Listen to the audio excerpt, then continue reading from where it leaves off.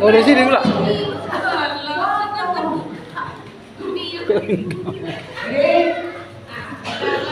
Dengan adanya kita diberikan kesempatan oleh Allah untuk hidup ini adalah untuk mengabdikan, untuk mengabdi kepada Allah.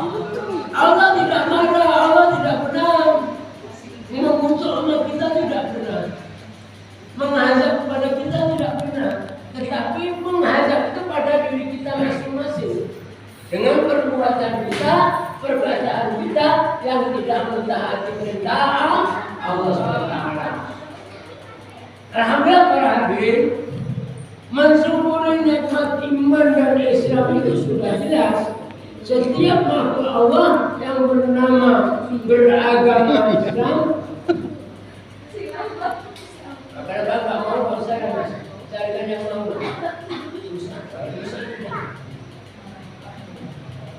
Susah itu namanya. Jadi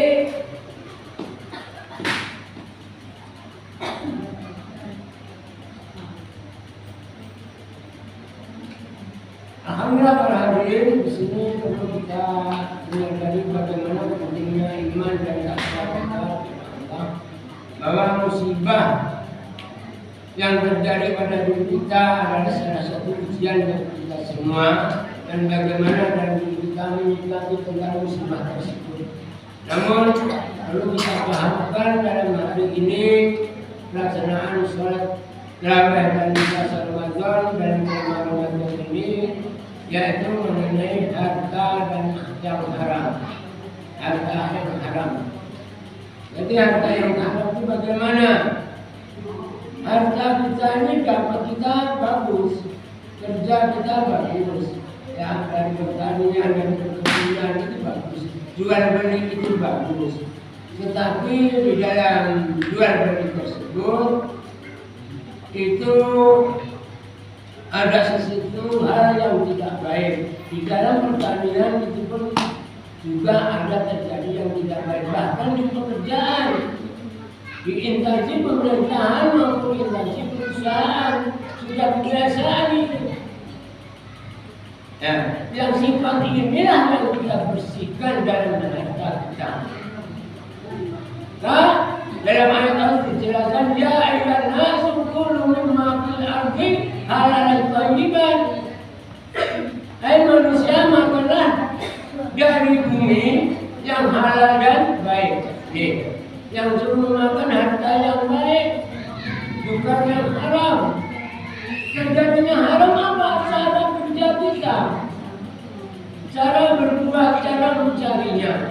Entah kita masuk kerja di perusahaan atau menjadi seorang PNS, pegawai negeri, tapi menggunakan cara suap menyuap, itu hukumnya haram. Kalau di perusahaan ada yang bilang mengatakan membayar 10 juta, ada yang bilang membayar 7 juta, ada yang bilang 5 juta untuk menjadi karyawan. Ya, ini sifat ini yang tidak baik. Ini yang merugikan dalam diri kita. Nah, di PNS itu juga. Ingin SK kita keluar harus 50 juta. Kemarin di Rusku, di WA, ini siapa yang mau masuk? Daftar sama kami, sekian. Itu PNS. Nah, sifat ini yang haram. Harus diharmonisasi benar. Suap menyuap hukumnya haram.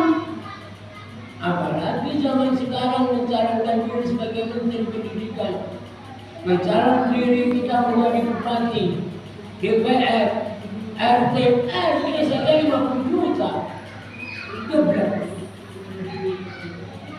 Calon RT 50 juta. Udah betul kan? Itu pembatasan orang kebiasaan. Contohnya adalah haram. Harus diharmonisasi benar. Itulah yang diharamkan. Maka kita bulan Ramadan ini suruh mendengarkan ceramah Ramadan ini tujuannya apa?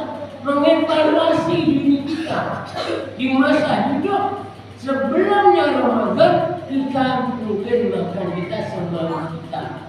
Karena Ramadan tahun yang lalu kita tidak di sini, berada di kampung. Saat ini bisa melaksanakan terawih di Sunan Kalijaga. Ini alhamdulillah.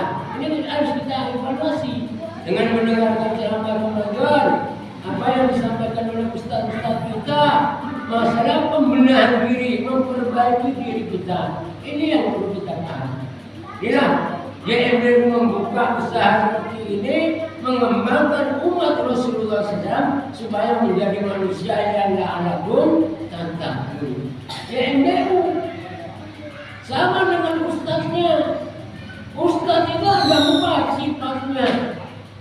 Pertama, mendaftar diri karena Allah, bukan karena uang. Ya, daftar kedua YMBU itu karena Allah. Kenapa aku masuk di sini? Apa tujuan aku masuk di YMBU? Tujuanku adalah untuk memperbaiki umat. Bagaimana umat saudaraku bisa taat kepada Allah. Ini seorang ustaz. Kajiannya seperti itu. 1, karena Allah. Kedua, atas putusan P2A atau YMBU. Dulu P2A Pak. Dulu ya. P2A sekarang menjadi YMBU. Tujuan apa? Pengurus kita saat ini Pak Zulkifli Akbar, Ibu Jamail, Pak Musnawim dan sebagainya. Itu mengurus kita, meluruskan jemaat para mubalik-mubalik akan menjadi manusia yang layak kita tahu. Bagaimana cara menyampaikan, bagaimana jamaah kita bisa taat kepada Allah. Ini apabila para pengurus menyampaikan seperti itu, maka tujuannya adalah bagaimana mubalik itu bisa taat. Itu kalimatnya. Kalau disuruh kamu besok ke Sunan Kalijaga Ustaz Samsul Hadi, siap. Tidak boleh nolak. Itu yang kedua. Yang ketiga, umati saat ini jamaah menunggu kami. Jamaah menunggu saya. Kalau Samsul Hadi tidak datang, maka jamaah ini kecewa. Ibu kecewa nggak kalau jamaah ustaznya nggak datang? Kecewa tidak? Kecewa. Disinilah mubalik diatur supaya disiplin. Disinilah ditetapkan supaya menjadi dai Allah, tentara Allah yang benar-benar taat kepada Allah. Makanya kalau ngomong harus keras-keras gini, kalau nggak puas, tidak. Biar jelas hukumnya, yang terakhir puas, ikhlas, mencari ridha Allah bukan mencari uang, bukan mencari uang. Tidak perlu saya mencari uang, amplop pun tidak perlu, isinya yang penting. Kembali ketawa, tahu isinya yang penting. Tidak tahu yang banyak orang mencari sumbang kan satu apa cari, kalau 2 3, ayo. Di sini iman dan Islam dalam diri kita agar tertanam dengan keikhlasan, keridhaan dari Allah. Di dalam harta haram tadi, arasi wal musati benar, suap menyuap itu hukumnya haram. Ya. Kedua, harta dalam makan, harta kita mencarinya halal, tapi caranya tidak halal. Contoh, saya punya sawit, punya pecah karet, punya sawit, alhamdulillah, punya saya juga bisa ada yakin nanti punya, amin. Dan juga dengan caranya mencari perkebunan dan bagaimana cara pupuknya, cara menggaji karyawannya, ikhlas atau tidak, atau memang sengaja sekedar mengerjakan orang tak tidak digaji. Ini yang berbahaya. Caranya halal, mencarinya halal, tapi pendapatnya jadi tidak. Karena tidak membayar gaji orang yang bekerja. Ada juga yang seperti itu. Terus itu juga di perusahaan tadi caranya halal, cari kerjanya halal, tapi cara mencarinya tidak halal, yaitu menyuap atau korupsi itu tidak halal. Tuh harus kita kaji. Begitu juga saya, calon menteri pendidikan nantinya dipanggil Prabowo, cara saya halal atau haram? Kalau saya menyokok Prabowo, menyokok Gibran, berarti haram. Tapi lillahi ta'ala bahwa Prabowo datang menjemput saya sebagai menteri pendidikan, maka itu yang halal. Sues, setuju, harus gitu. Nah, inilah tentang haram. Nah, itu. Inna lakum aduwwun mubin. Sesungguhnya dia setan itu adalah musuh kalian yang nyata. Nih, ya, langsung saya ambil yang tengah itu. Setan itu adalah musuh kita yang nyata. Jadi dalam diri kita, perbuatan kita diawasi oleh nafsu. Setan-setan itu tak kemana-mana dulu. Dalam tubuh kita, semuanya berada dalam diri kita. Kita yang membuat. Menjadi kita batal puasa. Tak mau puasa nih, panas. Kenapa panas? Walau mangkat sama budaknya kan main, panas lagi minum aku. Nah, ini yang nggak boleh. Biasakan kita ya Allah, berlakukan ya Allah, mengangkat sarung ini kuat. Ya Allah, mengingatkan kami ini kuat ya Allah. Mudah-mudahan sampailah puasa kami sampai sebenarnya. Harus seperti itu. Bukan diputuskan lagi batal puasa. Jadi kita hanya kita. Ini yang menjadikan haram timbulnya kita menghasilkan uang 1 kintal 20 kilo. Tahu? Apa itu 1 kintal 20 kilo itu?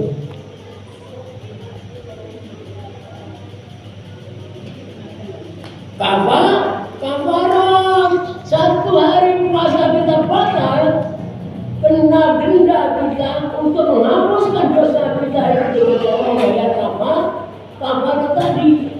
Kafarat 120 kilo, kalau 60 orang kita kasih, fakir miskin ya. Tuh, batal puasa 1 hari. 1 hari itu bagi yang mampu. Masanya membatalkan puasa 1 hari, denda 60 kilo, 60 orang. Jadi 60 orang itu per orangnya 2 kilo. 2 kilo kali 100 kali 60. Berarti 120 kilo. Berarti 1 bulan. Kalau 1 bulan gak puasa, lah. Berapa tuh? 3 ton. Jadi 10 hari aja sudah tambah 1 ton 200. 1 ton sedikit 2 kintal. Nah, coba lah, harus kita kaji itu. Maka disitulah denda-denda tersebut Allah Ta'ala memberikan kepada kita kafarat agar umat Islam tidak melaksanakan membatalkan puasa. Tujuannya di situ. Tuh, ya. Alhamdulillah. Innama ya'murukum bisu' wal fahsya. Nih. Sesungguhnya dia setan itu menyuruh kalian agar berbuat jahat dan keji. Nih, buatan jahat dan keji. Keji itu yang mana? Nah, maklum dan mungkar tersebut. Ini harus tahu kita ya. Jadi keji itu perbuatan yang tidak baik bagi manusia, perorangan. Seseorang berbuat zina, seseorang berbuat korupsi, itu yang membuat adalah orangnya satu orang saja. Tetapi dosanya kita semua mendapatkan. Ini para hadirin yang dimuliakan oleh Allah SWT. Mari kita sama-sama menjaga puasa kita Ramadan ini, jangan sampai kita batal puasa kita. Dan barang siapa yang di antara kalian melihat kemungkaran, maka hendaklah dia mengubahnya dengan tangannya. Bagaimana dengan tangan? Ya, jika tidak mampu kita dengan lisan, dengan omongan. Saya tadi itu mengingatkan puasa Ramadan jangan sampai ada puasa sekali puasa sudah kena denda 60 orang fakir miskin dan juga per orangnya 2 kilo berarti sudah 1 kintal 20 kilo. Itu 1 hari puasa Ramadan. Ini salah satu bilisan sekolahnya. Transparan saya, ya. Nah, yang ketiga, maka jika tidak mampu juga maka dengarlah hatinya dengan diam, diam. Tapi kita diam, tetap mendoakan kepada orang-orang yang tidak melaksanakan puasa ataupun orang-orang yang berbuat maksiat, baik itu berjudi, baik itu berzina, baik itu orang korupsi. Kalau kita tidak mampu, cukup berdoa mohon kepada Allah. Dia semut, diam. Nah, bilisan segar ingatkan lo jangan korupsi lagi. Kalau mampu, nggak mampu kita diam. Saja. Itu menegaskan. Ya. Nah, kalau itu perlu kita kenalkan kenapa mungkar itu bahaya. Kenapa mungkar itu menjadi bahaya? Karena hati kita menjadi keras. Karena dengan adanya perbuatan yang haram, berzina, mencuri dan meninggalkan puasa, meninggalkan sholat menjadi keras hati kita. Tidak mau dekat kepada Allah. Khatamallahu ala qulubihim wa ala sam'ihim wa ala absarihim. Apabila hati manusia sudah terpatri dalam hatinya, maka tidak mendengar apapun yang disampaikan oleh Allah. Ya, alhamdulillah para hadirin, ini pentingnya mengingatkan kepada kita semua demi agama Allah, demi bangsa dan negara kita menjadi negara yang adil dan makmur dan sejahtera nantinya. Tidak ada lagi yang korupsi, tidak ada lagi dai-dai Allah, tentara Allah yang takut dengan adanya kehidupan dunia ini. Kecuali yakin bahwa Allah yang menghidupkan kita, Allah yang memberikan rezeki kepada kita. Selanjutnya, hati keras, dosa biasa saja. Kalau buat dosa kita biasa saja. Kalau buat judi, ayo beli. Kumpul. Ayo minum. Ayo jualnya lagi itu minum aja. Ayo garang-garang. Ini ada garang-garangnya enggak? Ada garang-garangnya ini. Kelompok. Nah, kalau di garang-garangnya itu kelompok. Penjadul. Itu judi, lain ya. Nah, biasa kalau biasa penjadul kita dadu terus, minum terus, lupa dengan Allah, tidak pernah sholat. Selanjutnya azab mudah turun. Jadi dengan adanya kemaksiatan tadi, azab akan tiba bermacam-macam azab. Ngerti itu? Macam-macam azab Allah. Ada angin topan, angin beriung datang ke Rio. Karena di Rio tidak ada bukit-bukit yang tinggi, ada gunung-gunung, waktunya tidak ada, maka angin beriung yang datang semua, akhirnya hancur Indonesia. Nah, kalau di Jawa longsor tanah, gempa, macam. Di sini salah satu azab dari Allah, jangan bilang itu ujian. Itu azab bagi orang yang tidak beriman kepada Allah. Bagi orang beriman, salah satu teguran peringatan bagaimana kita kembali taat kepada Allah. Jadi mungkar itu bukan haramnya hanya sekedar berzina, bukan hanya narkoba, korupsi dan sebagainya, tetapi mungkar segala yang melanggar perintahnya Allah, yang selalu menolak perintah-perintah Allah dan melanggar salah satu hukumnya Allah yang diwajibkan, merusak, ya, semuanya merusak pada kehidupan bangsa Indonesia atau rakyat Indonesia ini. Salah satu kunci dari kemungkaran. Dengan kemungkaran itulah kita terjadi kehancuran kita, ketaatan kita semakin lemah, para ulama semakin habis karena perbuatan-perbuatan manusia yang tidak benar. Alhamdulillah para hadirin yang dimuliakan oleh Allah Taala, ceramah di Sunan Kalijogo ini jangan sesuai dengan berarti Sunan Kalijogo wali yang 9. Jadi ini perlu kita pahamkan diri kita bagaimana menjaga diri kita mentaati perintah-perintahnya Allah Taala. Bagaimana kita mengamalkan amalan-amalan Sunan Kalijaga itu yang sebenarnya. Saya sendiri secara pribadi bukan pamer. Ini dakwah menyampaikan. Saya selalu mengkhususkan Sunan para ulama kita. Sunan Malik, Sunan Marana Malik Ibrahim, Sunan Bugis, Sunan Muria, Sunan Bujir, Sunan Derajat, Sunan Gunung Jati. Ini selalu kami doakan. Sunan Kalijaga, Sunan Ampel. Saya khususkan kalau pas kemampuan saya mau. Selalu saya khususkan. Bahkan keluarga kami, negara kami saya doakan agar negara kami aman, adil dan sejahtera. Namun kenyataan pemimpin-pemimpin kita selalu menjaga rakyat Indonesia. Ini yang kita minta. Alhamdulillah para hadirin, mudah-mudahan negara kita menjadi baik. Musola Sunan Kalijaga ini semakin baik, semakin banyak orangnya yang melaksanakan sholat tarawih dan sholat yang 5 waktu. Nantinya adalah menjadi masjid Sunan Kalijaga. Assalamualaikum warahmatullahi wabarakatuh. Waalaikumsalam warahmatullahi wabarakatuh.